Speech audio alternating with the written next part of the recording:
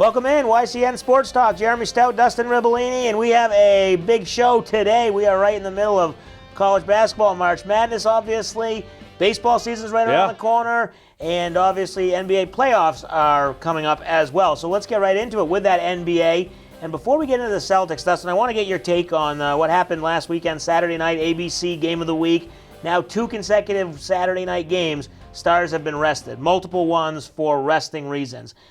Obviously, it's up to the teams. They have to make that call. But obviously, as we heard, the Cavs got a call from the office and saying, you know, let's try not to do this. But what happens? They can't really make a decision, but they have to. It's hurting the partners of the TV. I mean, whose call is that? This is a tough situation because a lot of times the NBA kind of, I don't want to say double standard, but if the Cavs got a call, why didn't the Warriors and the Spurs get a call? Maybe they did, but we haven't heard about that. But the NBA wants their stars to be healthy come playoffs. 82 games, I know it's not as long as baseball, but it's still a long season. So to expect all these guys to play a full season and then still be given their best performance in the playoffs, I think that's too hard to expect. So I don't think this is going to stop unless they put a fine on it, which if they do, I just don't think that's the right message to send to a team trying to grind a championship season where you're going to play well over 100 games, you're going to need a couple nights off. Yeah, and the thing, you bring up a good point with the fact that they want their stars healthy for the playoffs, and that's a big thing.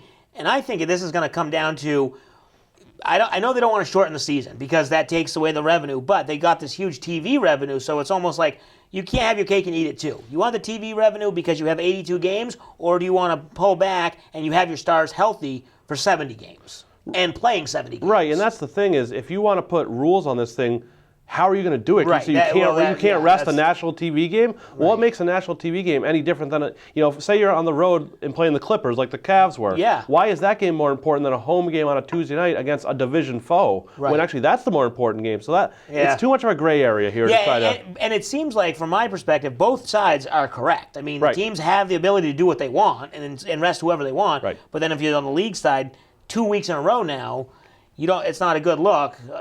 But what are you going to do? I think you're opening too many different areas that could go bad if you try to put a stop to this. Yeah, so let's get right into the Celtics now. About a dozen or so games left, under a dozen games.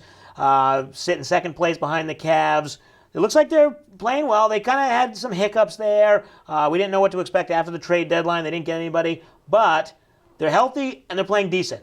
Good shot maybe to sneak into that number one, but they'll at least get a home playoff game. Yeah, they'll definitely get a home playoff series. They are playing a little bit better. Isaiah Thomas, banged up a little bit right now. I think he'll be okay. It's just more precautionary.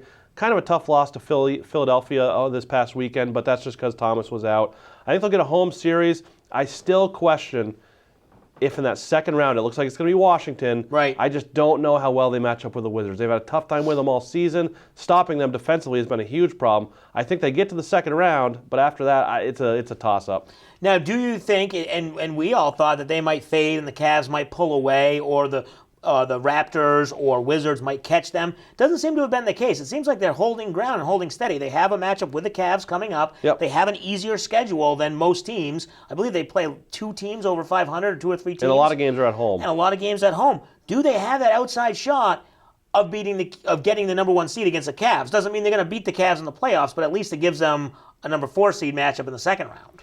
I think it's going to be tough for them to get that number 1 seed. I know they have an easy road the rest of the way, but I think the Cavaliers, they rested the other night. I think they're a team that they're going to get that number 1 seed. They know how important home court is. They've seen it in the past with teams that didn't get it done when they went on the road. I think they'll get it done. It'll be close. The Celtics make a run because I think they have 7 straight home games in a row, or 6 out of 7 against weak teams. I just think the Cavs in the back of their head, they know where the Celtics are. If they get close, they'll rip off 3-4 in a row to kind of put the number 1 seed away. All right, so after we've seen what they did at the trade deadline, how they go now, and now we get to see you've seen some of the college basketball players that are going to be in the draft ball, obviously, most recently. Does it change your opinion of anything of what they did, or is it kind of still the same, like it's either Isaiah Thomas or Ball, or they still are in a conundrum for next year? Yeah, I still think the Celtics have a lot of moves to make, a lot of decisions this coming off season. Which ways are you going to go with Isaiah Thomas? Are you going to maybe move Crowder or Bradley to get another big guy? They're in good shape now, but this coming the next 3-4 months are going to tell us a lot on where this team's going to go. And, of course, we know what happens with the ping pong balls if they can get that number one. May 14th, everybody's got that day circled. That's the big one. So we'll take a break. When we come back, we'll get into some Major League Baseball, American League. Obviously, Red Sox will be starting in less than 2 weeks, but another injury. And American League preview. Who else can challenge the Red Sox in the American League? You're watching YCN Sports Talk.